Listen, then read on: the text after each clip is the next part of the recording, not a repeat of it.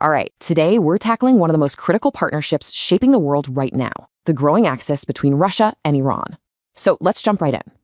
Because what a lot of people used to write off as just, a simple alliance of convenience, well, it's ballooned into a full-on strategic partnership, and it has some serious global consequences.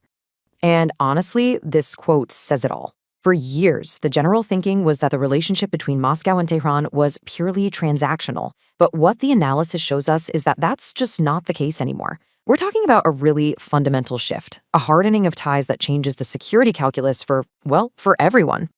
And that leads us right to the big question, the one we're really digging into today. If Iran found itself in a major, full-scale conflict, what would Russia actually do? I mean, would they send in troops? Or is there another, much more subtle game being played here? That's exactly what we're going to unpack. To really get a handle on where this is all going, you have to look at where it started. This alliance wasn't built overnight. It was forged under some intense pressure, really, in the fires of shared enemies and shared battlefields. Now, what's so interesting here is that you can pinpoint two huge drivers. First, just the shared experience of being under these crushing sanctions. It created this powerful us against the world bond. But the real game changer? Syria. That was the crucible. That's where their militaries really learned to work together. You had Russian jets providing air cover for Iranian-backed forces fighting on the ground. I mean, it was the first time they'd coordinated that closely since the Cold War. Okay, so that's the history. But what does this partnership look like right now, today? Well, it's not just about grand strategy anymore. It's about a very real, two-way street of some seriously sophisticated military hardware. And this right here shows you just how much they need each other. Iran, which has become a powerhouse in drone technology, is giving Russia these loitering munitions that have become absolutely essential to its war efforts. And in return, Russia's giving Iran something it desperately needs, advanced gear like the Su-35 fighter jet and the really formidable S-400 air defense system. It's all about modernizing Iran's aging military. See, each side is plugging a huge gap for the other. Which brings us back to that core question we asked. If a crisis hits, Russia probably isn't going to send in tanks and soldiers. It's not what you think. Instead, the analysis points to a much more modern, more calculated plan, a hybrid war strategy. So what on earth does hybrid actually mean in this context? Well, it's not about direct fighting. Not at all. It's about becoming a force multiplier.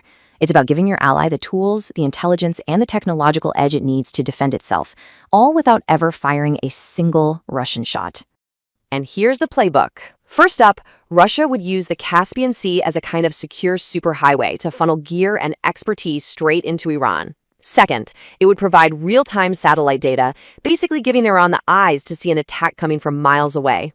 And third, the final piece, it would deploy sophisticated jamming tech, the ears, to blind an opponent's sensors and just totally mess with their command and control. So here's the bottom line. Russia wouldn't be fighting the war, but you better believe its presence would be felt on every single frequency. But, and this is a huge but, this support is not a blank check, not by a long shot.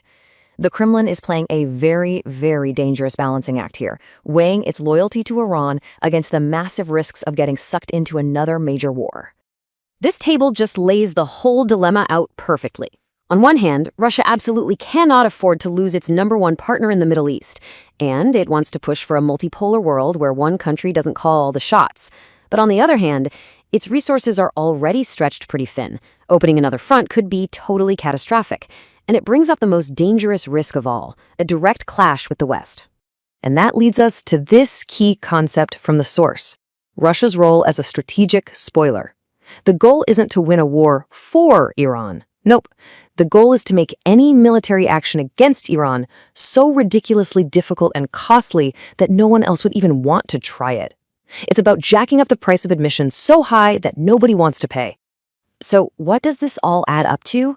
It means Russia is facing the ultimate geopolitical gamble. It's a choice that has enormous consequences, not just for Russia, but for the entire world. And really, it could go one of two ways. If Russia plays its hand perfectly, it could solidify its status as a global kingmaker, a truly indispensable power broker. But if it makes one wrong move, one miscalculation, it could get dragged into a massive regional firestorm that it is just not prepared to fight. Which leaves us with this one final, really thought-provoking question. As warfare keeps evolving, Russia seems to be betting that true power isn't about direct confrontation anymore. Maybe it's about that unseen support, the kind that can shape a battlefield from thousands of miles away, a weapon that stays in the shadows.